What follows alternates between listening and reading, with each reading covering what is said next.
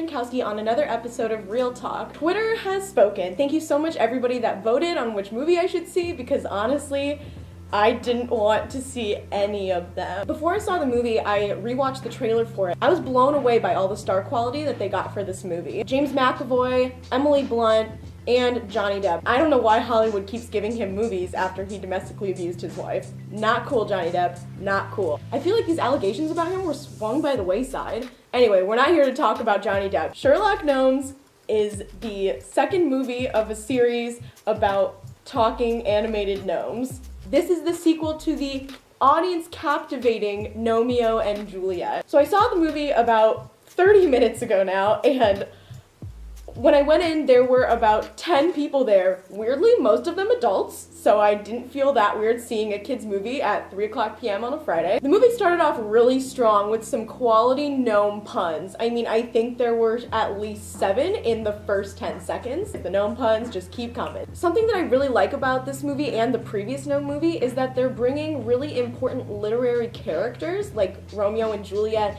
and Sherlock Holmes into this very unconventional way of communicating the importance of these characters to kids. There were some great millennial references. There was a selfie stick. There was the phrase "suns out, buns out." Luckily, there was no dabbing or Harambe references, so I thought the animation in the movie was really clear and cut. I really couldn't tell the difference if the world that they created was animated or not. Is Juliet the gnome the female icon that we need right now? She has this great interaction with Mary J. Blige's character. Her character says, "Men don't make you stronger," and Juliet says, "Yes, but the right partner will make you stronger." I think it gives kids a good look at a relationship, even though it's two gnomes, but I think it still translates to real life. I just wasn't used to seeing the gnome love take place. It was pretty cheesy, but it's also a movie about talking garden gnomes, so. There was a lot of detail concerning the Sherlock Holmes literature. They really took things from the books and from the TV show,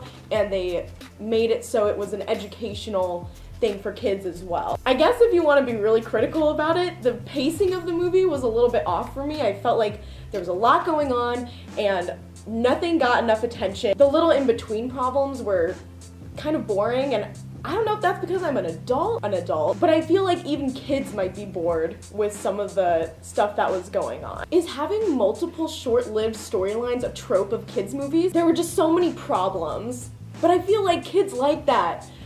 Everything in the movie is also very aggressively explained. I mean, I guess younger kids wouldn't get certain things that happened. It actually made me feel pretty smart because I was like, why are they explaining this? I got it like 10 seconds ago. I felt kind of bored with a lot of it. I would love to see what an actual kid thinks. Overall, the pacing was weird. Some things just didn't really make sense. They were really overly explanatory, but it was a lot of kid humor, like things falling down, bathroom humor. This probably isn't gonna be one of those animated movies that you show your kids someday. I would suggest not seeing it in theaters. This was another episode on Real Talk. Check back in next week for another movie review.